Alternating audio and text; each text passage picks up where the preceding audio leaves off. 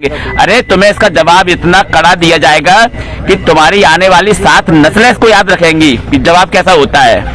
आओ मैदान में देखते हैं तुम कैसे लगाती हो मूर्ति। जय श्री राम, जय जय श्री राम। संविधान लागू हो गया, तुम संविधान को हाथ में लेके घूम रहे हो, संविधान संविधान संविधान, और तुम्हें इतना टाइम हो गया, 70-75 साल हो गए, तुम्हारा अभी तक कायाकल्प नहीं हो पाया। और मुझे लगता है कि तुम्हारा कायाकल्प अब ब्रह्मा भी नहीं कर पाएगा। लेकिन अब हम तुम्हारा कुछ भी नहीं करने देंगे, कोई राजनीतिक सिक्का तुम्हारा नहीं जमने देंगे। तुम्हारे जो राजनीतिक लीडर है ना, वो तुम्हें रसातल में ले जाएंगे। ये पक्की 17 तारीख हो चुकी है, और भीम आर्मी के द्वारा, भीम सेना के द्वारा, और जितने भी ये संगठन है इनके द्वारा आज के लिए चेतावनी दी गई थी कि बाबा साहब की मूर्ति तो वहीं लगेगी।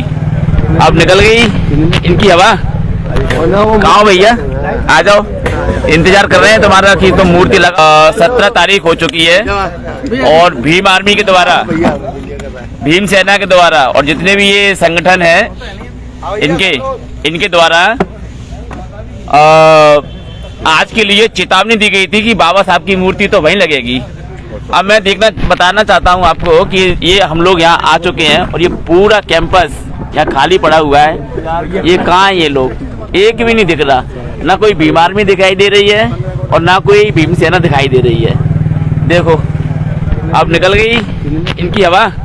कहाँ हो भैया, आ जाओ, इंतजार कर रहे हैं तुम्हारा कि तुम मूर्ति लगा तो मूर्ति का यहाँ पर बढ़िया प्रतिष्ठा करवाएं विधि विधान के साथ में।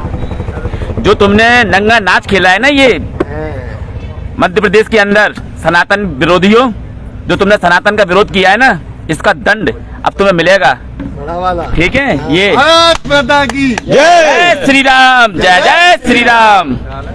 तुम लोगों ने मंदिर में जाकर के हमारी मूर्तियों को तोड़ने की एक पूरी चैन बना दी। एक मूर्ति नहीं तोड़ी, तुमने चैन बना दी पूरे मध्य प्रदेश के अंदर। सनातन के जितने प्रतीक चिन्ह थे, उन चिन्हों को तुमने मिटाने की कोशिश की। तुमने क्या सोचा कि हम डर जाएंगे, चुपचाप हो जाएंगे, तुम्हें जवाब नहीं देंगे। अरे तुम्हें इसका जवाब इतना कड़ा दिया जाएगा कि तुम्हारी आने वाली 7 नस्लें इसको याद रखेंगी कि जवाब कैसा होता है।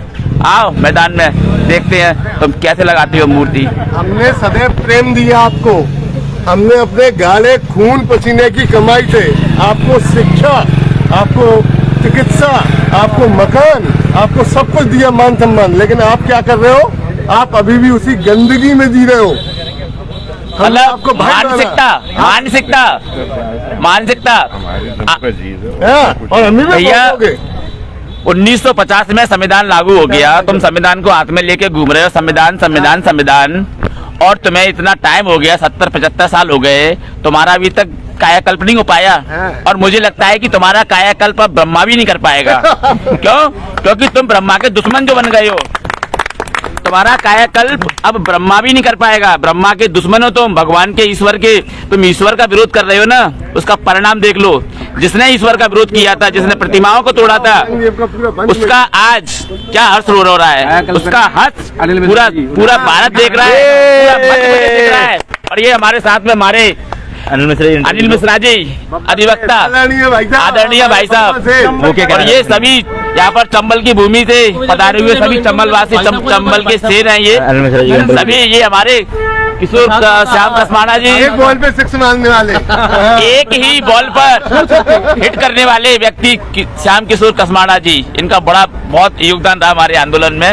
और यहाँ उपस्थित प्रत्येक व्यक्ति का इस आंदोलन में इसकी भूमिका रही है, और इस आंदोलन को सफल बनाया है मित्रों। और हमारे मेन लीडर अनिल मिश्रा जी है। हाँ, ये हमारे लीडर हैं ये मिश्रा जी। कोई लीडर नहीं हूँ भैया, मैं आप लोग नहीं, आप हमारे नेशनल लीडर हो, सहयोगी हूँ, और बिल्कुल कानून की और जो बात अवैधानिक नहीं हो उस पर संरक्षक हो। आप हमारे सबके संरक्षक हो, भैया। दिखाने वाले लड़ाई, ये संघर्ष हमने प्रारंभ नहीं किया था, हमने प्रारंभ नहीं किया था, संघर्ष तुमने प्रारंभ किया, उसका जवाब हमने तुम्हें मुंह तोड़ दिया, जिसे तुम भी याद रखोगे। तुम्हारा ये इनका एक सॉफ्ट कॉर्नर बन गया था कि शोषित, वंचित, दलित की राजनीति करो, इमोशनल करो, वोट बैंक का दलित कार्ड खेलो, इमोशनल करके कुछ भी करवाओ। लेकिन अब हम तुम्हारा कुछ भी नहीं करने देंगे, कोई राजनीतिक सिक्का तुम्हारा नहीं जमने देंगे। तुम्हारे जो राजनीतिक लीडर है ना, वो तुम्हें रसातल में ले जाएंगे, ये पक्की बात है। ऊपर एक कोयल लिखा बैठा है है, और। कोयल हाँ। बनिए। माननीय मध्य प्रदेश के मुख्य न्यायाधीश साहब सीमांत कैद साहब, आप जी। किसी एक जाति विशेष के न्यायाधीश नहीं है। यदि आपकी शिक्षा का स्तर इतना उच्च होने के बावजूद भी सोच निम्न स्तर की है, आप सिर्फ एक समाज के लिए कार्य कर रहे हैं, तो धिक्कार है, आपको शर्म आनी चाहिए। देखा अधिवक्ताओं में कितना रोष है भैया। ये इंटेलेक्चुअल लोगों की कम्युनिटी है, बुद्धिजीवियों की कम्युनिटी है। यहाँ पर कोई कितना भी बड़ा पद का क्यों नहीं हो, कोई कितना भी बड़ा दमदार व्यक्ति क्यों ना हो, हमारे से उसकी दाल गलने वाली नहीं है। हम उसको एक्सपोज कर देंगे। हम बात प्रारंभ